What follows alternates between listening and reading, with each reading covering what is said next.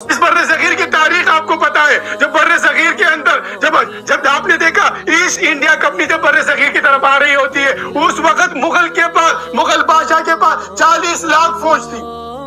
اس وقت 40 لاکھ فوج تھی. 40 لاکھ فوج کو کس طریقے سے آپ نے دیکھا دجالی سیاستدانوں نے کس طریقے سے دجل کے ذریعے، دھوکے کے ذریعے، فراڈ اور فریب کے ذریعے امت مسلمہ کو آپس میں لڑا کر کس طریقے سے وہ 40 لاکھ فوج تو فوج پورے کا پورے بر صغیر کو جو ہے نا انہوں نے کنٹرول کر لیا.